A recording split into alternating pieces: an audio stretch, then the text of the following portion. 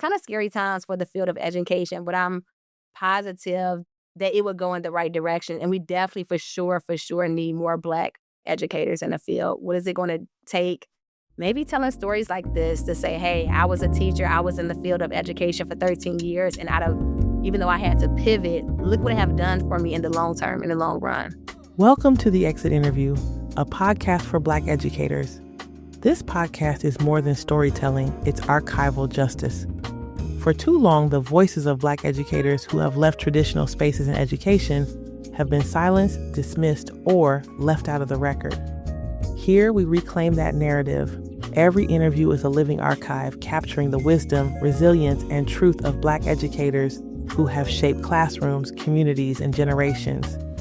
Together, we name the challenges: racial battle fatigue, systemic inequities, the weight of caring too much, but we also honor the brilliance and joy that Black educators bring, the creativity, the innovation, the care, and the deep legacy of resilience.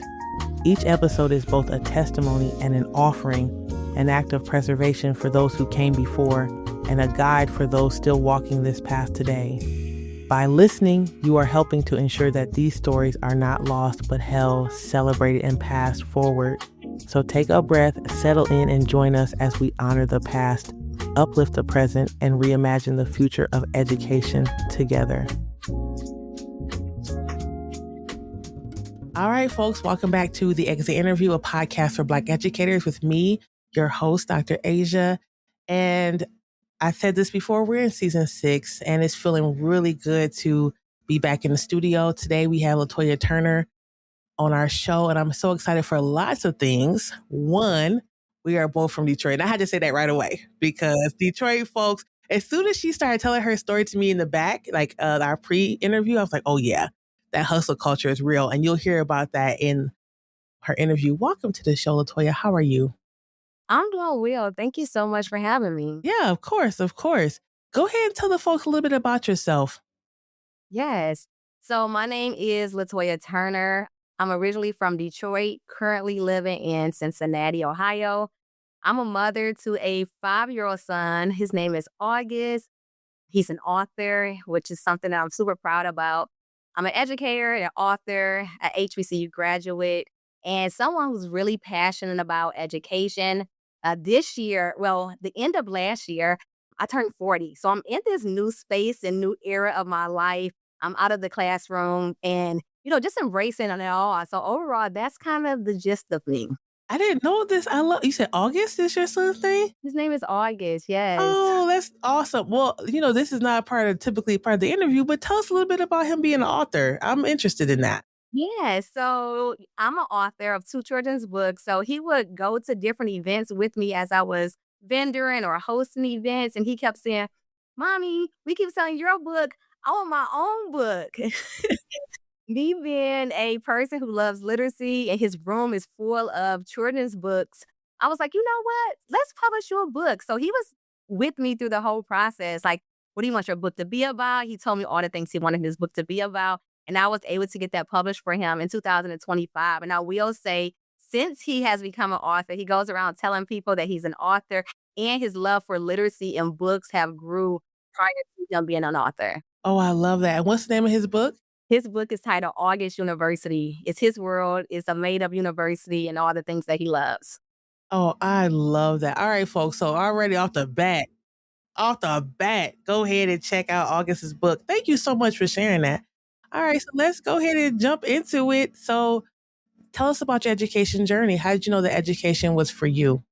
Yes. So as a child, I was the one who had like the bubbly personality who other kids wanted to play with, just the person who wanted to help others. So I had the opportunity in high school to do a cadet teaching program. So although I love the field of education, of being in this role of helping people, but it really wasn't until I was in high school. I did have some amazing educators and teachers growing up, but honestly, that wasn't the reason why I wanted to become a teacher. This cadet teaching program, it was my senior year of high school, and it was an opportunity for students to leave for half the day and go to an elementary school and spend half of a day at this elementary school to assist the teacher. So originally, to be honest, I did it because I was like, oh, I get to leave. I was like, I get to leave every day and go to another school and be gone. So that was the original reason why I really did it, to be honest. But once I was in this program and I was able to assist the teacher, it was a kindergarten classroom, and I would have to come up with lesson plans and all these different things. That's when I really fell in love with teaching, and that's when my teaching journey actually started. So after the program, like I said, this was my senior year of high school. I had a sister. I have a sister who attended an HBCU, Alabama A&M University. And when she was there, she had told me she went in and her major was, she was unsure what her major was going to be. She was like, Toya, I'm going to be a teacher. Me wanting to always follow the role of my older sister, I was like, I just finished this cadet teaching program. When I go to school, I want to be a teacher too. So it started with the cadet teaching program, my sister going to an HBCU and majoring in early childhood education. So then when it was time for me to go off to college, everyone thought I was going to follow my sister role and go to Alabama A&M. I loved her, but I was like, you know what? I'm doing my own thing. So I was like, I'm going to Central State University. So that's the time when I knew that I wanted to major in early childhood education and receive the education on all the information that I needed in order to become an awesome educator. So my student teaching and having amazing people who literally held my hand along the way started my educational career. It's interesting. Thank you for that. And we're definitely digging into that some more. I think it's so interesting about this cadet program because I feel, and what year was this about? This was 2004. 2004. I feel like the grow your own programs and things like that feel like they're becoming more and more popular now as we're talking about a teacher shortage. There seems to be this conversation of grow your own programs in school districts and something not quite this like leave school for a half day. I haven't heard about that yet, but it's becoming more and more popular. And to know that your school was thinking about that in 2004, when at the time, this was before we had the crash of '08. So there was still like teaching jobs and there was still a lot of opportunity for teachers to be able to work. I love this so much. And it's real, the half day program. I know that when I was in high school, they had a different programs for culinary and for people to be cosmetologists, but I never had heard about that teaching program, that cadet program. So that's really, really interesting. So you get to college, and is it what you thought it was going to be? Tell us about that. Yeah, so I get to Central State University. I don't know anyone there, but as I stated before, a bubbly personality. I'm very friendly, so it wasn't hard for me to find my group and to find my people at Central State University. So my experience there were professors who really cared. You got to think, my freshman year, I'm dropped off. I have all of this freedom, but I also was surrounded by so many professors, and not even professors, just college student, upperclassmen, people who were freshmen as well, who were going on this same journey, who really took me under their wing and supported, even with like some tutoring sessions and just different things of just trying to navigate being a new college student. So my experience at Central State University, not only was it fun, but it was educational. It was somewhere where I learned identity and learned that the Black culture, we it. And that was also powerful for me in my journey into education. But I had some amazing educators taking education courses who really was like, hey, if you need anything, here's my number. You can call for anything. Or it was after hours, sending emails who really helped me and poured back into me. And also, I'll say this too, for student teaching, the supervisor teacher who I was doing my student teaching with, she really let me be hands-on, and I remember telling some of the other people who was doing student teach, I was like, "Well, I led a morning message, I did this," things that I was doing, and she would, like, really let me take over her classroom. And she was, I don't know if she was doing it because she had been teaching for, like, 50 years at the time, and she was an older woman, but she really let me take, and for me, that was great. And I remember she said, I had quite a few students, teachers, but you really like you got it. And she also gave me confidence to say, hey, like I have what it takes to be an educator. So shout out to Ms. Vaughn. Yeah, I love this. And you said Central State, so this is in Michigan? So Central State University is in Ohio. There's two HBCUs that's located in Ohio, which is Central State University and Wilberforce University. So I was able to leave home to go there. So even though it was like a 4-hour drive, I would go home on the weekends and things like that. But yeah, it's in Wilberforce, Ohio. Yeah, I love this.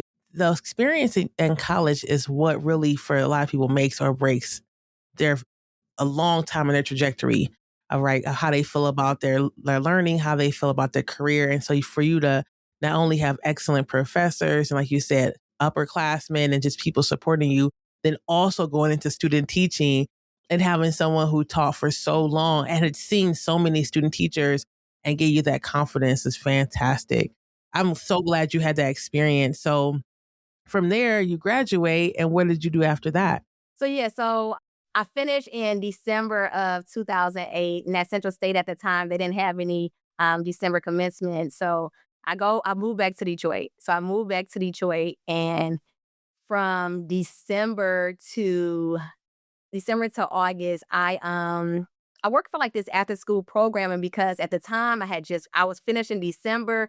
Schools like they wasn't Yeah. hiring next I school was year, so going we're just Yeah, I was gonna say, like, graduating December, now we both know on the back end, there's like looking for a job in December, typically they'll say that if a job is opening in when the school year starts, something went wrong.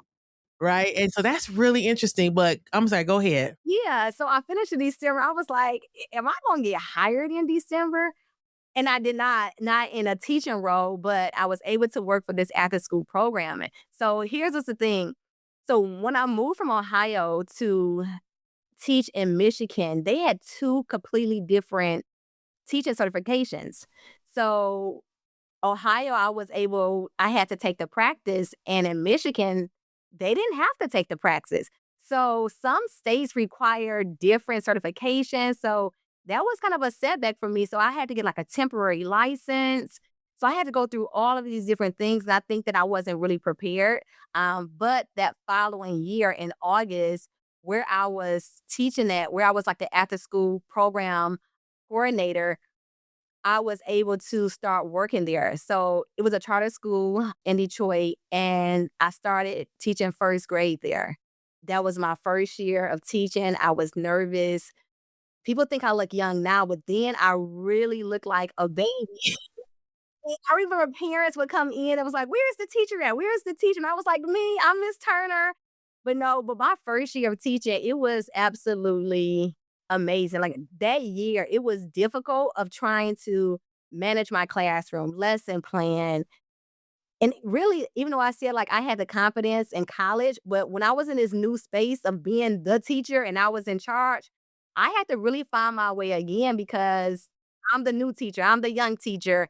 So sometimes I had to like find my way, but that was my very first start of teaching. And then I stayed there for 1 year. And here comes my sister who had already graduated from Alabama A&M University. And in Maryland, Prince George's County came recruiting teachers from Alabama A&M, and she ended up moving to Maryland to teach. So she calls me and say, "Toya, move to Maryland and start teaching with me." I'm like, "What?" Just moved back home to Detroit. So she's like, "You should move down here." Now, my sister, I think I stated already, we were 1 year and 5 days apart. So she like, "Come to Maryland. We both can teach here." And And what's your do you know sister's name? her name is Tasha, Okay. Latasha, Okay, Latasha. Go ahead. I'll write that down. Latasha. So I'm like, I just graduated. I just moved from Ohio back to Detroit. And you want me to move? Do you know I moved? We saw that coming. Latasha is on the move. She just trying to help you to go up and out. Listen. I moved. I was like, you know what? Okay. And I moved to Maryland. She literally had everything signed, like lined up for me. She was like, "I know the recruiter. Here's our email address. We're gonna get you a job." So I ended up like prior to me moving, I got everything set up, emails, interview, and it was like, "We're placing you at your sister's school." I was like, "What?" So I was there for like the first we was at the same school for like 3 weeks, and I end up like having to transfer to another school, but I end up like teaching at a school in Maryland, and I end up staying there for 5 years. So Prince George's County Public Schools, that's where I had like my first like I was there for 5 years. Like I taught in Detroit and it was kind of like fast, but there I was able to I learned a lot in Maryland. I learned a lot at Prince George's County Public Schools, and I became really, really good at teaching kids how to read. I fell in love with literacy when I was in Maryland teaching for Prince George's County Public Schools. A lot of my students, they were below grade level.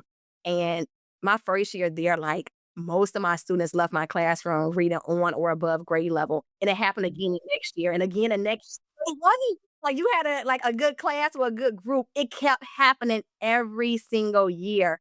And that was because of the relationships that I built with students and parents, interactive activities that I would do, and just making reading fun and engaging and including the parents. Like I would invite parents to come to the classroom and they really would come and sit in the classroom.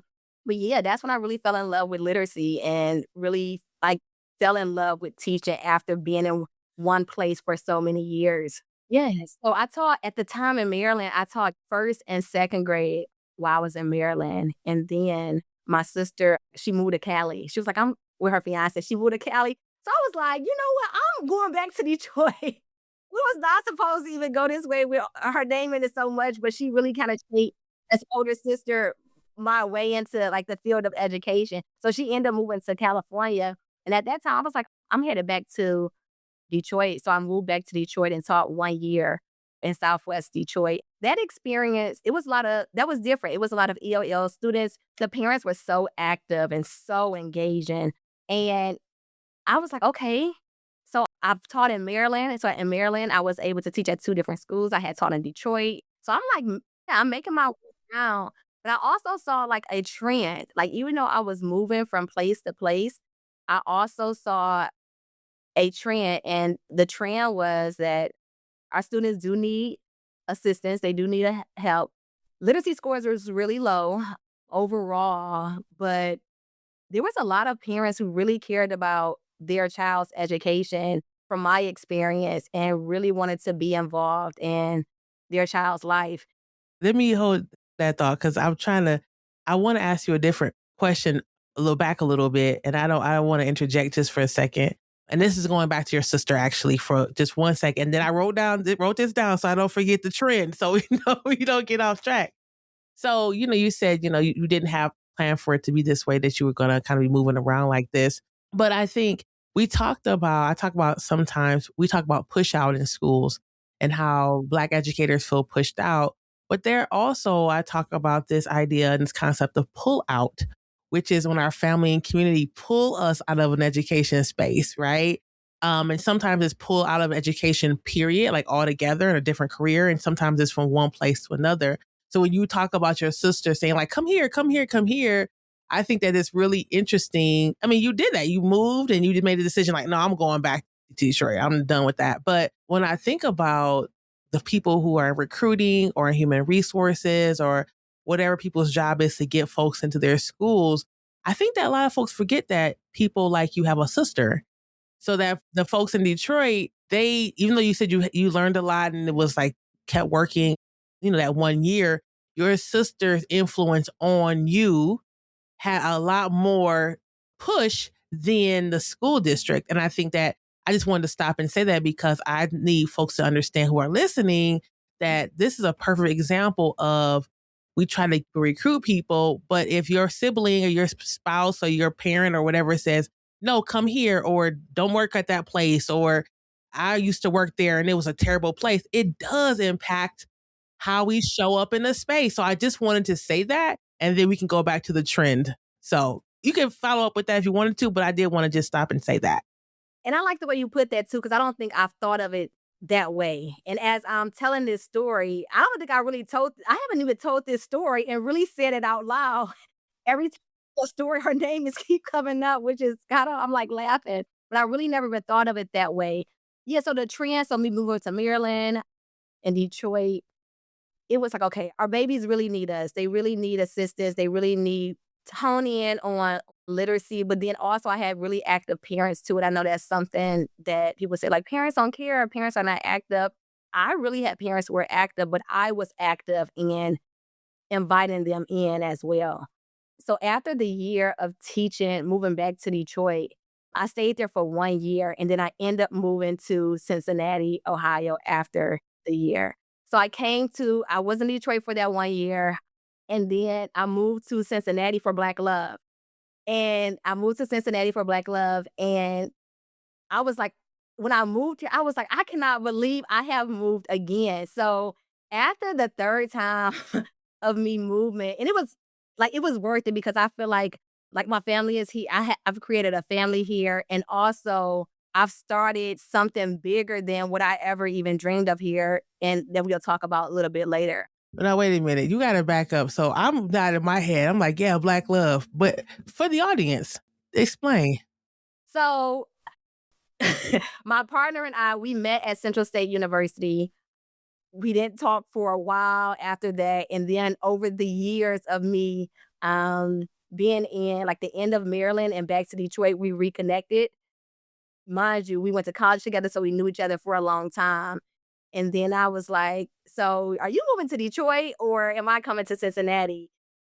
And I end up at that time, I was like, "I done moved to Ohio before." I done went to Ohio. I done moved to Maryland. I just was on a go. I was like, "You know what? I'm coming there." Your boxes are but We still that not was unpacked. exactly. And that was in 2017, 2008, 17, 2018. I can't remember. It was either 2017, 2018. And while I was here, as I spoke about August, we now have a child who is such a cool kid.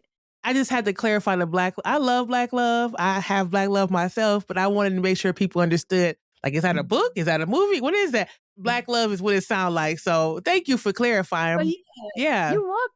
But yeah, that's how I end up in Cincinnati, and I'm still here in Cincinnati. I'm Ohio. So move to Cincinnati, Ohio. I'm like, okay, let's get it. Now we in Cincinnati. So do you have But to, with your license and stuff like this, how does that working, all these moves with your teaching license? How did you negotiate that? I was able to use my teaching license, my practice that I originally took when I was at Central State University, when I originally took it for Maryland. I was able to renew it. It's a sister state. Yes. So I was able to use that license for Maryland. Honestly, I don't even remember no, I think Maryland also took the praxis license. That I did in Ohio, but Michigan did not. So Maryland accepted it, the practice, and then Ohio also accepted, but Michigan, that's where I had like the mix up and some trouble. So yeah, so now I'm in Cincinnati. I get a job teaching for Cincinnati Public Schools. I started teaching 2nd grade when I moved here. Started teaching 2nd grade. I was at that school, one particular school, for 1 year, and then I transferred to another school. And I stayed in the classroom in Cincinnati for 5 years. Now, my experience in Cincinnati, it kind of was almost the same as like my other teaching experience. I saw the trend again here. Honestly, like I saw that our students really needed assistance. Honestly, I kind of was thinking like, we really need more Black educators because I saw what kind of influence that I was able to have on kids. And I really think that was part of it was because there was lots of things that I was able to relate to with students. And it kind of shaped my education career. So when I was in Cincinnati, so like I said, I stayed here for 5 years and was loving teaching. But that was 2000, like I said, 17 or 18, like I think 2017. I was like, when I was here, that's when I kind of like started like my author journey. And I started like this business in the classroom of like, you know what? I fell in love with literacy when I was in Maryland. I wanna write children's books. And started doing that while I was teaching, but also in 2020, I got pregnant. And that really changed everything for me when I got pregnant, gave birth to my son in 2020. And then the world just kind of came crashing down in 2020. So I gave birth to my son. I gave birth to my business that same year, 2020. And it was a lot happening and going on. I want to talk about you birthing your business during while you were working, because this is something that I love that you told us this story. And I said this, I have a very similar experience myself. Can you tell us about, you said you were doing author visits at lunch breaks. I'd love for you to share more with the audience what this could look like. And the reason why is because I know that there are probably folks who want to write a book or do something along with teaching, not necessarily quit, right? Maybe 10 years from now, maybe never, whatever, but they trying to figure these pieces out of like, when am I going to find the time? How do I do the things? And so could you talk a little bit about that particular part of your journey where you were trying to do two things at once and what that felt like, what support you had or didn't have or wish you had? Yes. So it was 2020, and I was like, you know what? I'm going to publish a book. And also, I was pregnant at the time. But when I decided to publish the book, I just started writing. Like, I didn't think of how the book was going to get published. I didn't even know how to publish the book. I didn't know who to really call for resources. I just started writing. And as I started writing, I started figuring things out along the way. And then the world shut down. So I had time to actually get those things done. But by the end of 2020, I gave birth to my son and I had a published book. So I was working the whole time doing those things. But when I went back to the classroom, I think we went back to the classroom that following year, was it 2021? And at this point, I have a baby and I have birthed a book. So I knew that I wanted to pump the book up.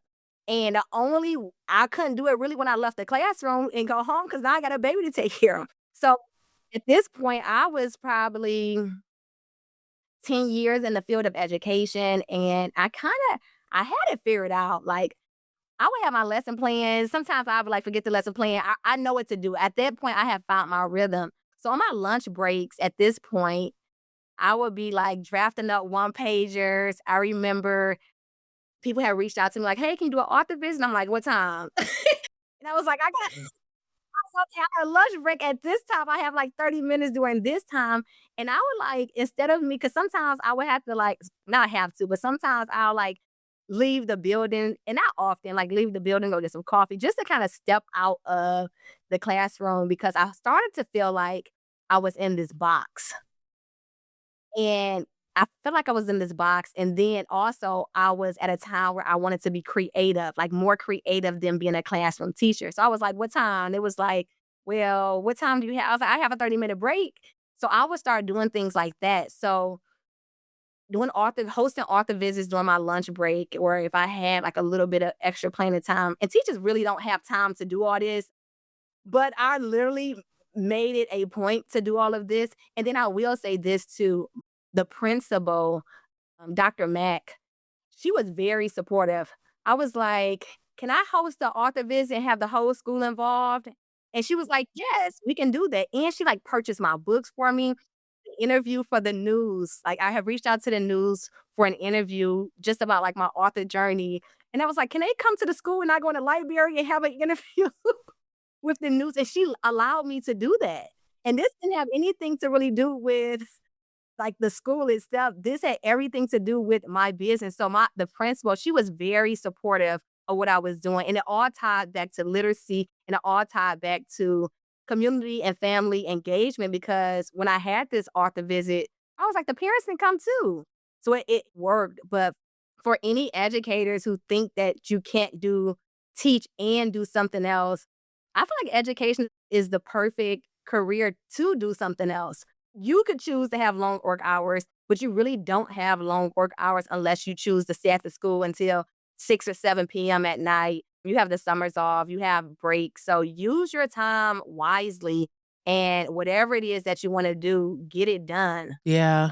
Thank you for sharing that. I know that there's some folks, lots of folks who come on the podcast who started businesses and done different things. And I just wanted to emphasize to folks that people aren't quitting their jobs and then writing the book, or quitting their job and then starting the business or building the website. A lot of folks are, like you said, like 30 minutes at a time, 30 more minutes, 30 more minutes. And, everyone doesn't have the support of an administrator or a family, but we know that if something is important to us, then we'll just carve out that 10 minutes a day or that whatever we can carve out until the thing is done, right? So like you said, we get to choose how many hours we spend on things. We just get finished. This is January when we're recording, and we just had 2 weeks of break.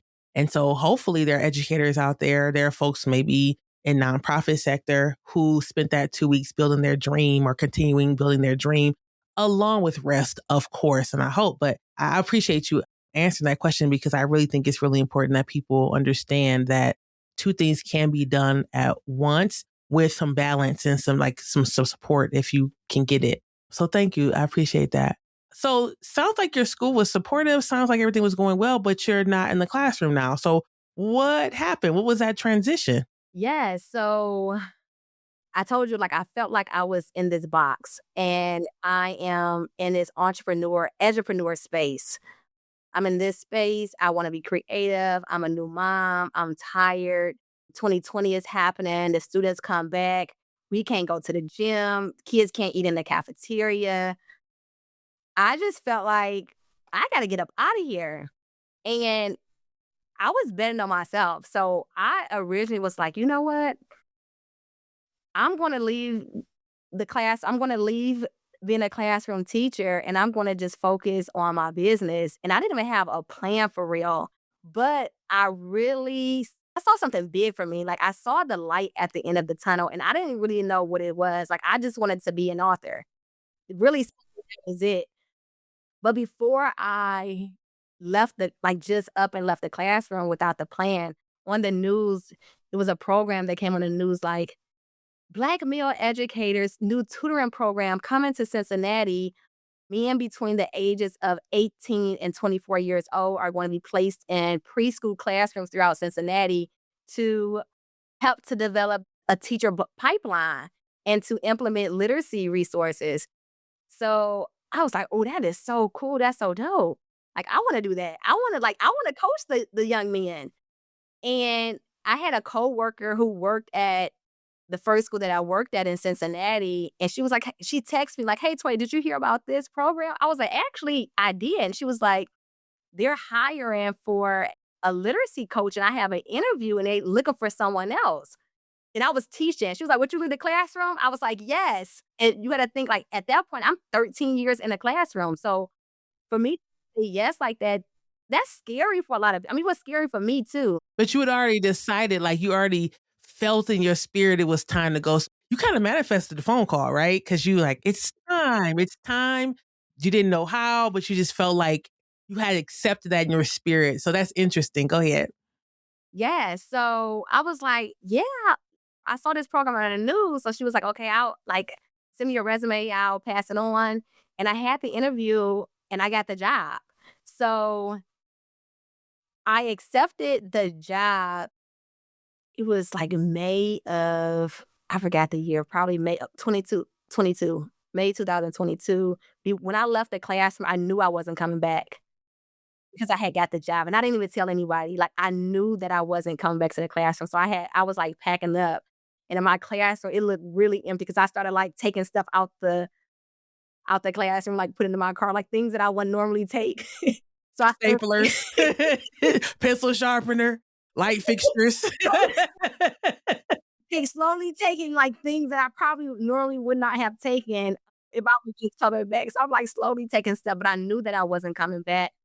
So the summer had passed, and actually for this position, we had started like in July, just like training. This is a new program in Cincinnati. It was originally in DC, Leading Me in Fellowship. That was the name of the program, Leading Me in Fellowship. And we started in July, and I was like, this will be amazing. So now I'm about to go from teaching kindergarten, first, second grade students to coaching young Black men between the ages of 18 and 24. They did not have a degree. And some didn't even have an interest. They was just curious. They had an interest in teaching kids, and the goal was for them to commit to 1 year as a preschool tutor, and then after that year, the goal is for them to go off into the field of education to become teachers. So I had the ability to coach them from 2022 until this 2025. The program ended because I guess you can't say black male educators now. So we were laid off, but for the past 3 years, I was able to coach a total of 90 black men between the ages of 18 and 24 years old who were placed in preschool classrooms. And out of the 90 men, more than half are enrolled in college right now to become teachers. That for me, I was able to go from school to school. They were placed throughout Cincinnati. So I had a caseload. I was able to school and observe them, you know, implement help them to implement literacy strategies, coach them on everything literacy. And what was amazing about that is not only was that beneficial for them to learn to teach students, some of them were fathers, not a lot, but just the thought of when they become fathers, they know how to teach their kids letter sounds and how to write their names and how to read. So that was really powerful for me, that transition. In the midst of that, I was still doing my business that I had started in the classroom, which is being an author, which turned into being a filmmaker and a nonprofit leader.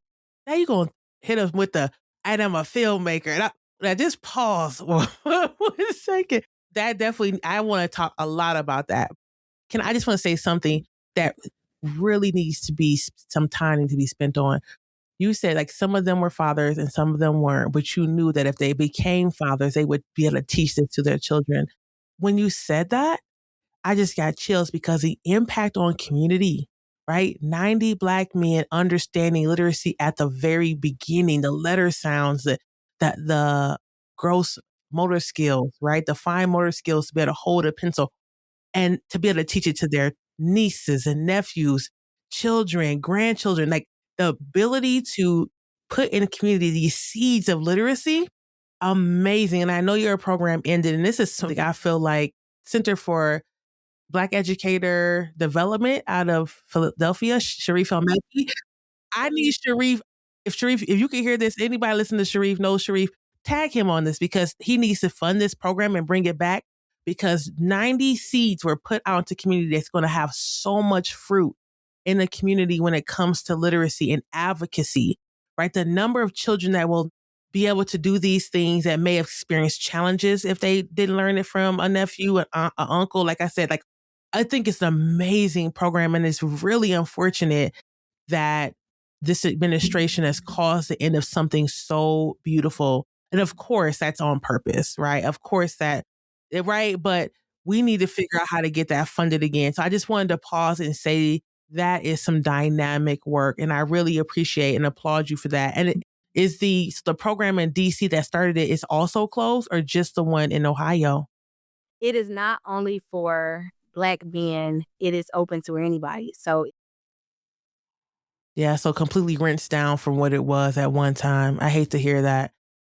I was like, I didn't sign up for this. I signed up to coach black men in the ages of 18 and 24 years old. So the program has definitely changed. But yeah, there's 90 men in Cincinnati, young men who have those skills and who are now in college to become teachers. So we definitely had a pipeline, and it was four of us who started it, the branch in Cincinnati, who started the program at the branch in Cincinnati, and we did dynamic work for those 3 years of getting funding and really just being who we are. And like there were 6 different regions. So it was in Atlanta, it was in Baltimore, but we were really successful in Cincinnati because we were in the community anyway with our own entrepreneurship journeys and was able to have all of these connections in the community. So that work I'm definitely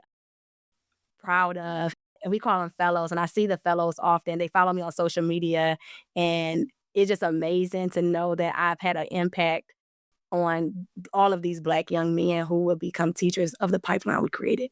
You know what's interesting? It's also like a very full circle moment because you yourself were a part of a pipeline program, right?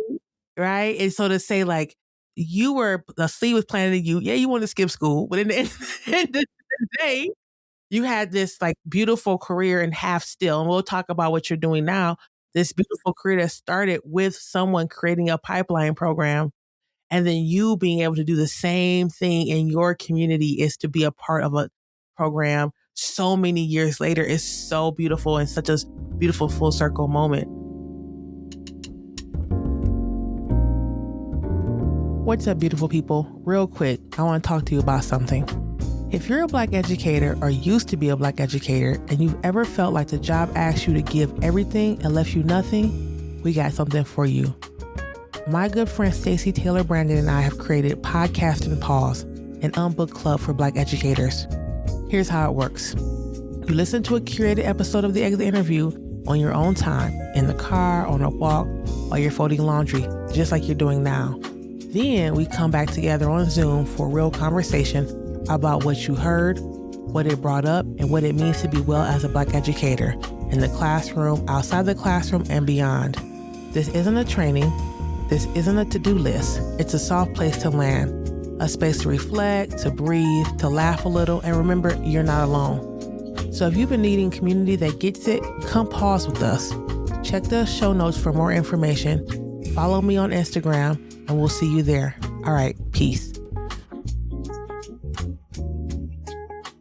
Now, I'm going to go out of order. I'm not going to forget this time to ask about what you believe that districts could do to keep Black educators. But I do, since you started into talking about this, I do want you to tell us, like, what are you doing now? We'd love to hear all that information. Yes. So as I stated in 2020, when I was a classroom teacher, I became an author of a children's book titled Brown Hands, White Sand. And I was able to bring that book to life at the school with the students. So I started hosting these events at the school and, inviting parents to come out. So I was like, this is more than a book. This is like community-driven work. So by 2021, I had published another children's book titled Brown Hands, Black Schools, HBCUs, to educate kids about HBCUs, because I often would tell my own personal story about my experience at Central State University. I didn't learn about HBCUs until high school, but I would talk about that, and then all the students would say, like, what's an HBCU? What's an HBCU? So that's kind of what birthed Brown Hands, Black Schools, HBCUs. And that particular book, it started like taking off. Like tons of people were buying it. I'm like hustling, like I'm promoting, I'm reaching out to people. I'm on social media every day promoting. But I wasn't just promoting like the book, like, hey, buy this book. It was a movement that I was creating. I had ones to donate T-shirts for all of the students in my class. So we all wearing like Central State shirts, HBCU shirts, and it created something more than just a book. So the work that I'm doing now is a nonprofit organization. So I started a nonprofit called Brown Hands Literacy, and our mission is to educate kids about HBCUs at an early age through books, through films, and through events. Now, in 2023, I was able to get the book turned into an animated short film, an animated film with live action. I'm educating kids about HBCUs and the importance of literacy. So overall, the work that I'm doing now is, one, educating kids about HBCUs through hosting events. I partner with HBCUs and their College of Education department, because I think it's important for aspiring educators who are at not only HBCUs, but particularly HBCUs, to see someone who looked like me, see someone who was an education major as well, who were years in a classroom. And I think that's important too, because none of this would have happened if I wasn't a classroom teacher. All of this was birthed through me being a classroom teacher. So some education consultant of working with school districts on culturally relevant materials. So I'm full-time Brown Hands Literacy. When I got laid off in June of this year, I never looked for another job. So yeah, I was like, this is going to have to work. So a little bit of education consultant, author visits, and I just kind of been finding my way of just doing different things under the umbrella of Brown Hands Literacy. We hosted events, HBCU send-off, have taken students to HBCUs to expose them. Even through the work that I have done, like 2023, Brown Hands Literacy was accepted to be an exhibitor at the White House Initiative at HBCU conference. Like we were the only nonprofit there. It was like the U.S. Department of this. And then it was Brown Hands Literacy. Last year, well, not last year, 2020, 2026, 2024, the film got accepted into the Essence Film Festival. Last year, I was inducted into Central State University Alumni Achievement Hall of Fame for all the things that I do to give back. So it's not just like I have created this like a business to sell things. Like I've created like hope, and I've created a movement. I've created a space where literacy is fun and educating kids about college and career readiness at a early age. So Brown Hands Literacy is definitely my full-time business, and it was all birthed through the classroom. Like my students push this. They're the ones who helped me to start Brown Hands Literacy. I love that. I love it. And I love that when you chose to leave the classroom that you continue to do that work, right? Of talking about your book, everything, all the movement and all the action. It wasn't well, I have a job now and it's really cool. I'm going to focus on that. It was a little bit of both, right? I'm just going to shout out Detroit and its hustle culture for that. Yeah, because Detroit hustle culture is not for games, folks. Listen, I say this all the time. In Detroit, folks, when I was growing up, and this may not be for every single state, but 10-cent pop bottles, and you can go and get 10 of those and get some chips and get this and that and this. And so the idea of like allowance, go find some pop bottles and go get whatever. And so like this ability to figure things out, to barter, to trade, to come up with a second or third or fourth income. I always want to give shout outs to Detroit for that, because maybe that's not everybody's experience, but I feel like a lot of us who from Detroit, it's served us well over the years. It served us well, and then even by me, like, seeing, like, I was in Michigan, then I was at Central State, which is in Wilberforce, Ohio, then to Maryland, then now I'm in Cincinnati. It has followed me, and just doesn't go away, and I have learned that when I say, like, my parents, and I made a post about my father, rest in peace, yesterday, but I get the hustle, and I had said, like, I get this Detroit hustle from him, and he was a hustler in different ways in Detroit, but I'm a hustler in ways that I wanna give back. I want to that keeps the drive going, like, and this is no shade to anybody, but, like, I worked with people on several projects, and I was like, I'm already on to, like, the next project, like, I move at a You not moving fast enough for me, sis. pace. Yes. A extra fast pace, and I don't know if that's good, maybe it is, maybe it's not sometimes, but it's like, "Okay, let's get this done," and that's kinda like a Detroit mentality. We're definitely are hustlers. Yeah. Oh, 1,000%. Shout out. Okay. So then my next question, I mean, you talked about feeling like you're being boxed in and it was time for you to break out and be more creative, but also having the support of your principal and administrators when it came to your work. Thinking about your time in education, the Black educators that you've worked with, folks, whether you had educators to support you as mentors or not, what do you feel like schools and districts and unions could do to retain Black educators?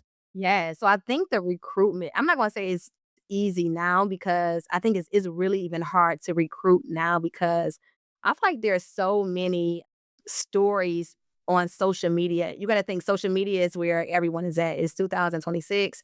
They're on social media, and there's a lot of burnt out teachers, and they're aspiring educators who want to become educators.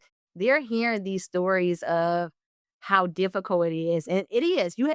Education is a calling, but they're constantly hearing all of these stories of how difficult education is. So I think in order to retain teachers, it could take someone like myself or someone who has been in the field of education to share their experience. So if I was to go in, it's teachers who's been in the game for the teaching field for 3 years, and I go in and say like, "Hey, I was in a classroom for 13 years, and after 13 years, I was able to pivot, but that was a game changer for me because in 13 years, I was able to learn all of these things in the classroom." So really having educators who's either out the classrooms or just OG educators to speak to the younger generation of educators to tell them, like, their positive experience. Also, to retain teachers, I mean, you have to pay teachers.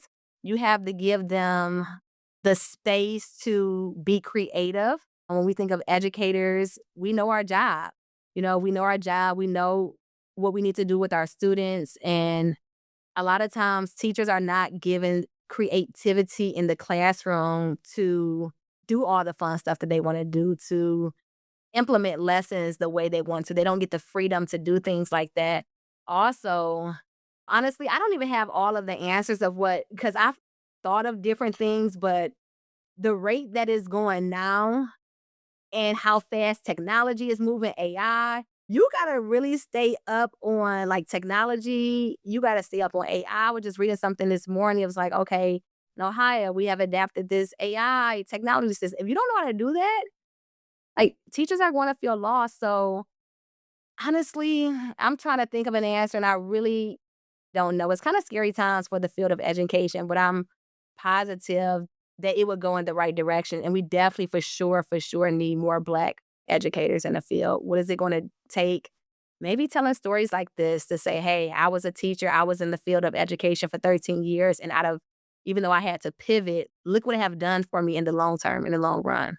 Yeah, yeah. I appreciate your honesty with that. And it is becoming more and more challenging to answer that question, I feel, especially like you say, with technology, with social media, with AI, with the Department of Education being torn down literally day after day. And students still need to be taught. And students should still be taught by folks who look like them and understand their lived experience and want to support them. But I always want to ask the question because you just never know what people's ideas are. So I appreciate you saying that. Our next question is one of my favorites, which is there, I mean, we already talked about Latasha, right? Latasha's already out here doing great.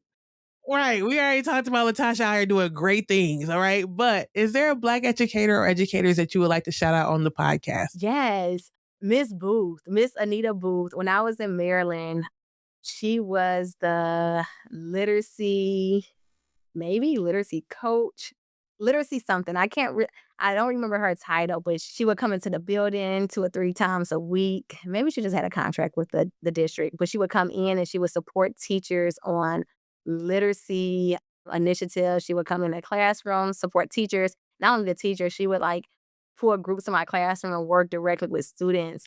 But I think I stated that that's Maryland is when I fell in love with literacy, and it was because of her. Like, she was so passionate about helping. That was probably, like, my 3rd year of teaching, 2nd or 3rd year, and I remember her just coming in and being so hands-on and really teaching me some skills that I probably didn't learn as student teacher or in college, like, teaching me genuine things that she's learned from her teaching experience over 20 years, and I learned a lot from her. So, Anita Booth, she's in Maryland. Shout out to her. Thank you. Thank you. And those folks who come in from, like you said, they could be consultants, they could be at the district level and just kind of visit multiple schools. I feel like so many people shout that particular group out, instructional coaches, because their patience, their willingness to support, their all the strategies that they learn. I also had someone in that same space who just opened my eyes to so many skills that as a second, third year teacher, I had no idea. So yeah, shout out to her, Anita Booth. So my last question is, you are now working for yourself. You're like, there's no turning back. I'm doing what I want to do, what I love to do. My son has a book. I have books. I'm a filmmaker. I'm doing all these things. And in the midst of that, there's always this conversation like, what does it mean to be well? And so I'll ask that question to you. For you, with all that's happening in your business and all this excitement, and you still have a young child, what does it mean for you to be well? So, for 2026 and just even in general, I told myself that, like, I have to say no more. I have to say no for things that I really don't wanna do, and sometimes I'm like, "Yeah, I can do that." Like, I intentionally have to say no to things that does not serve me well. Also, being well looks like rest. Yes, I said I have like this hustle mentality and I'm like going, going, going, but that also means that I have to rest. And I told y'all I turned 40 this year. Well, last year. And I just feel like, I'm feeling really grown. I'm feeling grown, feeling very grown. So, like I've been like lately, I've been like journaling. when it's warm outside, I go for walks.